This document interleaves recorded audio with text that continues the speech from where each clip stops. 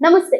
Welcome to hit TV. ఈ రోజు మనతో పాటు ప్రముఖ ఆధ్యాత్మికవేత్త, అలాగే లైఫ్ కోచ్, అలాగే ఆస్ట్రాలజర్ మనతో పాటు ఆర్‌బి సుధా గారు ఉన్నారు. వారితో మాట్లాడి మరిన్ని విషయాలు తెలుసుకునే ప్రయత్నం చేద్దాం. Hello madam. హలో అమ్మ. మ్యామ్, ఇప్పుడు ఫిబ్రవరి వస్తుంది కదా! అసలు ఫిబ్రవరి నెలలో ఏ ఏ రాశుల వారికి ఎలా ఉండబోతుందంటారు? రాశి ఫలితాలు మాట్లాడుకుందాం. అందరికీ ఇంట్రెస్టింగ్ టాపిక్ కూడా నాది. ఫస్ట్ రాశి ఫలితాలు మాట్లాడుకునే ముందు ఎప్పుడు మనం మాట్లాడుకునేది గోచారం మాట్లాడుకుంటాం. అందరికీ తెలుసు 12 రాశులు ఉంటాయి. అలాగే 12 భావాలు చెప్తాము. 27 నక్షత్రాలు, 9 గ్రహాలు. సో ఆ గ్రహాలు ఏంటంటే ఒక చోట ఉండవు. చాలా మందికి డౌట్లే ఉంటాయి. ఏంటంటే పుట్టినప్పుడు చాలా బాగుంది, ఇప్పుడు చాలా బాగాలేదు. అంటే పీరియడ్ మనకి మారుతూ ఉంటుంది. అంటే దశా సిస్టమ్ అంటే మన టైం మారుతూ ఉంటుంది అనమాట. దేని బట్టి, మన నక్షత్రం బట్టి. అలాగే దీంట్లో ఏంటంటే ఇంకా చాలా ఉంటాయి. అంటే లగ్నం చూసుకోవాలి, నక్షత్రాలు చూసుకోవాలి, రాశి చూసుకోవాలి, తర్వాత మిగతా ప్లానెట్స్ కూడా చూసుకోవాలి. అంటే రాశి వారిగా మాట్లాడడం అంటే ఏంటంటే చంద్రుడు ఎక్కడున్నాడో దాన్ని రాశి అంటాం అనమాట.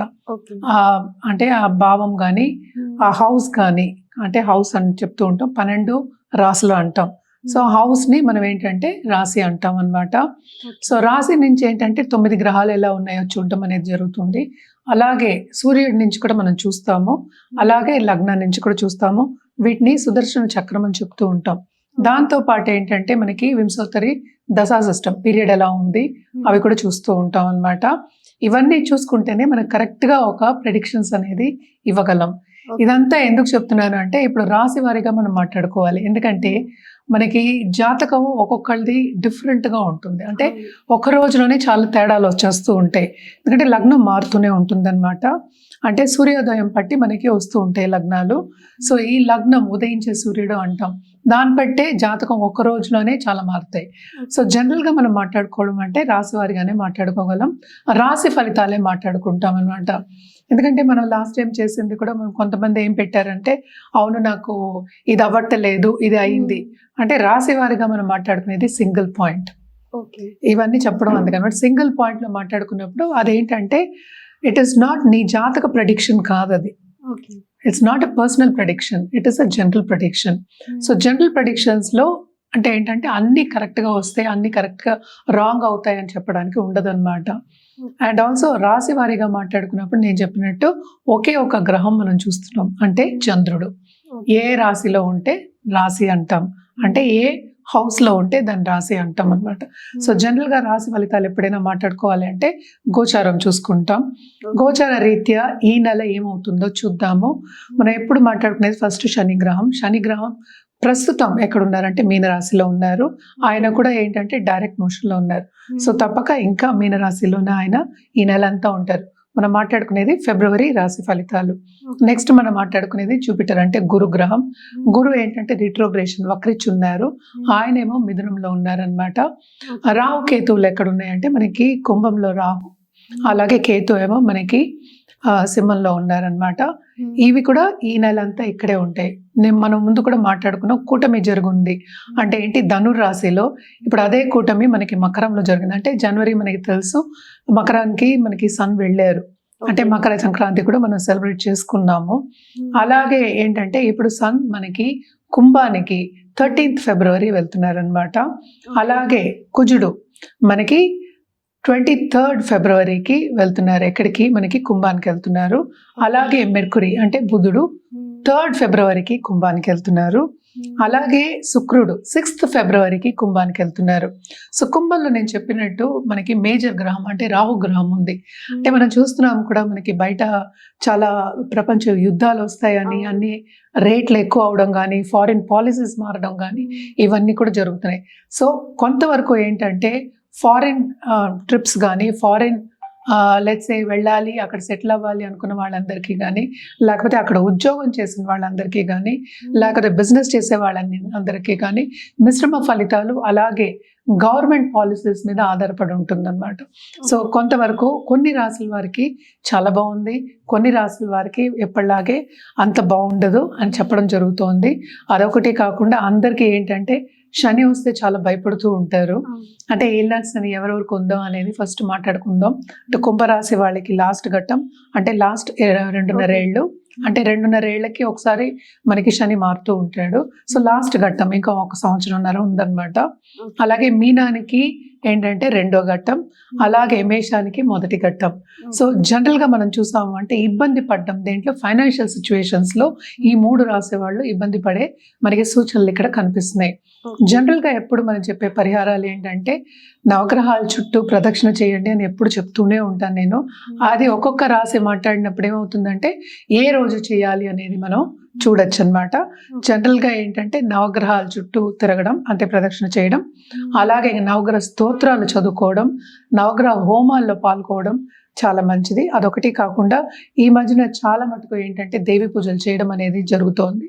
సో దేవికి మించిన మనకి శక్తి మనం చెప్పలేమన్నమాట. అన్నిటికన్నా మించిన శక్తి అని చెప్తూ ఉంటాము.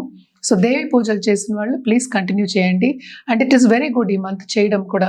అలాగే మనకి శివరాత్రి కూడా వస్తోంది. సో శివుడి గురించి కూడా మనం మాట్లాడుకోవాలి.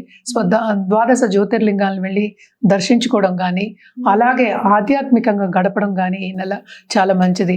ఎందుకనంటే శివరాత్రి రోజు అంటే మాస శివరాత్రి అంటే చతుర్దశి రోజు కూడా చాలా చాలా మంచిది. ఆ ఎనర్జీ అనేది ఏంటంటే సెల్ఫ్ హీలింగ్కి, సెల్ఫ్ ఇంప్రూవ్మెంట్కి, అలాగే ఏంటంటే మెడిటేషన్ చేయడానికి ఎనర్జీస్ అంటే ఏంటి మన ఎనర్జీస్ సరౌండింగ్ అస్ అంటే ఏంటి యూనివర్స్ ఎనర్జీస్ అనేవి సహకరిస్తాయి. చాలా పాజిటివ్ ఎనర్జీ ఉంటుంది. సో తప్పక ఏదైనా సరే మన శివరాత్రి పండగ కింద కాకుండా మనం ఏంటి self healing, self questioning, self improvement and also ఆధ్యాత్మికంగా గడపడానికి మనం చెప్తాం.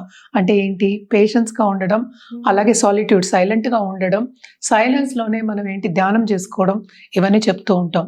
అదంతా ఎందుకు మనం సరిదిద్దుకోవడానికి, మనకి ఏం కావాలో అని ఫస్ట్ తెలుసుకోవడానికి. అంటే ఏంటి మనం లోపల ఏముంది అంటే ఏంటి మనలో ఉన్న జీవుడికి ఏం కావాలి, మనకి ఏం కావాలి లైఫ్లో అని తెలుసుకోవడానికి అండ్ ఆల్సో ఆధ్యాత్మికంగా స్పిరిచువల్ గ్రోత్ ఉండడానికి చాలా మంచిది.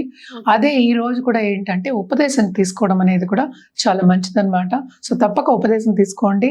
లేకపోతే రాత్రంతా జాగారం చేసి శివనామంతో జాగారం చేసి శివుని తలుచుకుంటూ తెల్లారగట్ట అంటే లేచి మళ్ళా మన కార్యక్రమం చేసుకోవడం అనేది చాలా మంచిదన్నమాట. అందుకనే ఈ రోజు కూడా ఎక్కువ ఏంటంటే మన ప్రసాదాలు కూడా చెప్పాము. అండ్ ఆల్సో మనకి ఎక్కువ అంటే పండగ కింద మనం చెప్పాం, అంటే పెద్ద పండగ అన్నట్టు చెప్పాం. ఏదైనా సరే ఆధ్యాత్మికంగా చేసుకోవడం, మనకి మనం ఇంప్రూవ్ చేసుకోవడానికి చెప్తూ ఉంటాము. సో జనరల్గా ఏంటంటే నీళ్లు పాలు ఏంటంటే శివుడికి ఏం వేస్తాం, ఇవే వేస్తాం, పళ్ళు ఇవే ఉంటాయి ఎక్కువ. ఇది అన్న పాయసాలు లేకపోతే పరవానాలు అంటే అరిసెలు ఇలాంటివి పెద్ద పండగ కింద మనం తీసుకోకుండా ఆధ్యాత్మికంగా స్పిరిచువల్ గ్రోత్ గురించి మనం ఆలోచించుకుని, ఎందుకంటే ఇది కూడా వెరీ ఇంపార్టెంట్ లైఫ్కి కనుక తప్పక ఆలోచించుకుని ముందుకెళ్ళడం అనేది చాలా మంచిది. మేడం ఈ ఫిబ్రవరి నెలలో కర్కాటక రాశి వారికి ఎలా ఉండబోతుంది? కర్కాటక రాశి వాళ్ళకి మిశ్రమ ఫలితాలే చెప్పుకోవాలన్నమాట. ఎందుకంటే ఇప్పుడు మనం చూసాము అంటే 7th లో కూటమి జరుగుతోంది.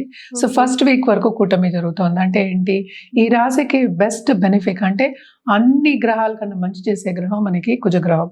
కుజుడు కూడా ఎగ్జాల్టేషన్ పొజిషన్లో ఉన్నారు. సో పోయిన నెల నుంచి ఈ నెల వరకు, ఈ నెల హాఫ్ వరకు చాలా చాలా బాగుంటుంది. అందుకని మిశ్ర ఫలితాలు అంటాం. దేంట్లో బాగుంటుంది, కెరియర్లో తప్పక విస్తరింపు ఉంటుంది. అలాగే ఫైనాన్షియల్ సిచ్యువేషన్ ఇంప్రూవ్ అయ్యే ఛాన్సెస్ ఉన్నాయి.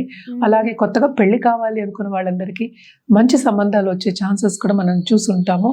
తప్పక పెళ్లి అయ్యే ఛాన్సెస్ కూడా మనకి కనిపిస్తున్నాయి అన్నమాట. అంటే కుటుంబం కూడా ఎక్స్పాండ్ అవుతుంది, అంటే ఎక్స్పాన్షన్ అయ్యే ఛాన్సెస్ మనకి ఎక్కువ కనిపిస్తున్నాయి. భాగ్యం డెవలప్ అయి ఉంటుంది. నిరుద్యోగులకు ఉద్యోగ అవకాశాలు వచ్చే ఛాన్సెస్ ఉన్నాయి, especially first half of this month. అలాగే ఎవరైనా సరే ఇప్పుడు మనం చూసాము అంటే గవర్నమెంట్ రంగంలోకి వెళ్ళాలి, దాంట్లో ఏమో నేను పైకి రావాలి అన్నవాళ్ళు, అంటే ఉన్నత స్థాయికి రావాలి అనుకున్నవాళ్ళు, ఆ ఎగ్జామ్స్ రాసిన వాళ్ళు తప్పక పాస్ అవుట్ అయ్యే ఛాన్సెస్, అంటే ఏంటి వాళ్ళు అనుకున్న దానికన్నా ఎక్కువ మోతాదులో పాస్ అవుట్ అయ్యి వాళ్ళు సాధించే ఛాన్సెస్ మనకి ఎక్కువ కనిపిస్తున్నాయి అనమాట. Especially first half of this month అంటే లాస్ట్ మంత్ నుంచి మనం మాట్లాడుకుంటున్నాం. తప్పక గవర్నమెంట్ ఉద్యోగం వచ్చే ఛాన్సెస్ అనేవి మనకి ఎక్కువ కనిపిస్తున్నాయి అనమాట. అండ్ ఆల్సో వీళ్ళకి ఆధ్యాత్మికంగా గ్రోత్ అనేది మనకి ఎక్కువ కనిపిస్తుంది. అండ్ ఆల్సో మనం చూసాము అంటే ఇక్కడ కమర్షియల్గా కూడా అంటే ఏంటి క్రయ విక్రయాలు చేసేవాళ్ళు, especially commodities, especially gold, silver, metal బిజినెస్లో ఉన్న వాళ్ళు, అలాగే ఏంటంటే జ్యువెలర్స్ అనుకుందాం, పర్ల్స్ ఇలాంటివన్నీ చేస్తూ ఉంటారు కదా, చేసే వాళ్ళందరికీ అంటే జ్యువెలరీ బిజినెస్ చేసే వాళ్ళు అందాము, వాళ్ళందరికీ ఏంటంటే కొత్త మార్పులు వచ్చే ఛాన్సెస్ మనకి ఎక్కువ కనిపిస్తున్నాయి. దాంట్లో విస్తరించే ఛాన్సెస్ కూడా మనకి కనిపిస్తున్నాయి అనమాట. అంటే ఏంటి, కొత్త షాపులు పెట్టడం కానీ, కస్టమర్ని అట్రాక్ట్ చేయడానికి కొత్త డిజైన్స్ తేవడం కానీ, డిజైనింగ్ వర్క్స్ చేయడం కానీ, ఇలాంటివన్నీ అంటే ఏంటి, ముందుకెళ్ళడం మనకి కనిపిస్తుంది అనమాట. ఆపర్చునిటీస్ అనేవి చాలా ఎక్కువ కనిపిస్తున్నాయి. అదొకటి కాకుండా second half of this month మనం చూసాము అంటే కొంతవరకు ప్రాపర్టీ ఇష్యూస్ వచ్చే ఛాన్సెస్ మనకి కనిపిస్తున్నాయి. అలాగే ఖర్చులు ఎస్పెషల్లీ మెడికల్ మీద, అంటే ఏంటి, మెడికల్ ఫీజు అందాము లేకపోతే డాక్టర్ దగ్గరికి వెళ్దాం అందాము.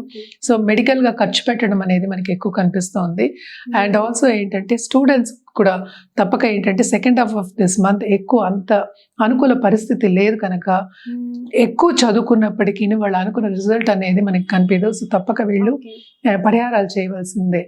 అండ్ హెల్త్ రీత్యా కూడా నేను చెప్పినట్టు బాగా ఖర్చు పెట్టవలసిన ఛాన్స్ అనేది కనిపిస్తోంది.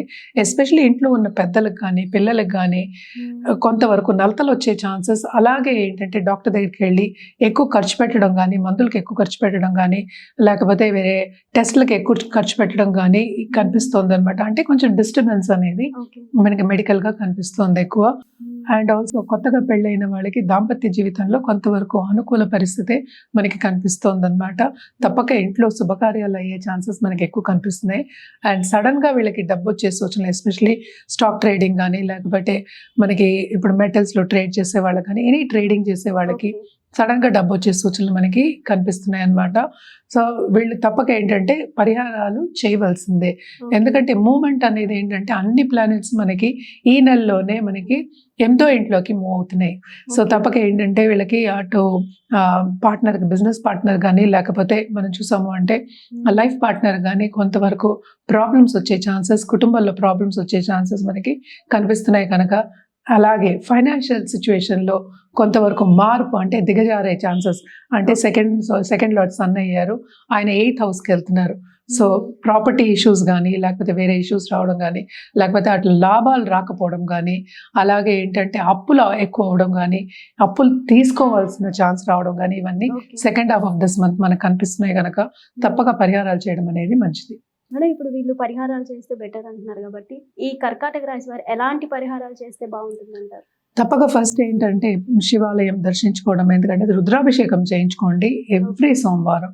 మనకి నెలలో 4 ఉంటాయి సోమవారాలు, తప్పక చేయండి. అది చేయని పక్షాన్ని ఇంట్లో కొంచెం యూట్యూబ్లో కూడా మనం రుద్రం వినొచ్చు, ఏకరుద్రం వినడం మంచిది. అలాగే ఏంటంటే ఇంట్లో కూడా రుద్రాభిషేకం చేసుకోవచ్చు, అది మహామృత్యుంజయంతో పాటు చేసుకోవడం చాలా మంచిది. అదొకటి కాకుండా రోజు నిత్యం గణపతికి పూజ చేయడం అనేది మంచిది. అడ్డంగాలు అనేవి నేను ఇందాక చెప్పాను కదా, అడ్డంగాలు అనేవి ఎక్కువ వచ్చే ఛాన్సెస్ వీళ్ళకి ఈ నెలలో కనిపిస్తున్నాయి కనుక తప్పక గణపతికి నిత్యం పూజ చేయండి. గణపతి అథర్వ శీర్షం చదువుకోండి, చాలా చాలా మంచిది. అదొకటి కాకుండాను నవగ్రహం చుట్టూ ప్రదక్షిణ చేయడం, మీరు శివాలయానికి వెళ్తున్నారు కనుక తప్పక ప్రదక్షిణ చేయండి. 108 సార్లు చేస్తే చాలా చాలా మంచిది. అలాగే మనం కలర్స్ విషయానికి వస్తే కనుక తప్పక వీళ్ళు ఎక్కువ గ్రే, అలాగే క్రీమ్ కలర్ అంటే లైట్ ఎల్లో నుంచి క్రీమిష్ కలర్స్ వాడడం అనేది చాలా చాలా మంచిది, especially on Mondays. And also దాంతోపాటు గోల్డ్ కూడా చేర్చుకుని, గోల్డ్ అలాగే సిల్వర్ చేర్చుకోవడం అనేది చాలా మంచిది అనమాట. ఈ కలర్స్ వీళ్ళకి బాగా అచ్చొస్తాయి. అదొకటి కాకుండా జాతక రీత్యా ఏం చేయాలి అనేది చూసుకోవడం అనేది ఎప్పటికైనా మంచిది, మనం ఎప్పుడు చెప్తూనే ఉంటాం. సో రుద్రాక్ష విషయానికి వస్తే కనుక తప్పక వీళ్ళకి షణ్ముఖి రుద్రాక్ష వేసుకోవడం అనేది చాలా మంచిది. దాంతోపాటే ద్విముఖి వేసుకోవడం కూడా మంచిది అనమాట. సో ఏదైనప్పటికీ జాతక రీత్యా చెప్పడం అనేది జరుగుతుంది, ప్రిస్క్రైబ్ చేయడం అనేది జరుగుతుంది. తప్పక మనని సంప్రదిస్తే మనం కరెక్ట్ అయిన సొల్యూషన్ ఇవ్వడం అనేది జరుగుతుంది. ఇది కూడా మనం ఏంటంటే ఈ నెల వరకే మనం మాట్లాడుకుంటున్నాం.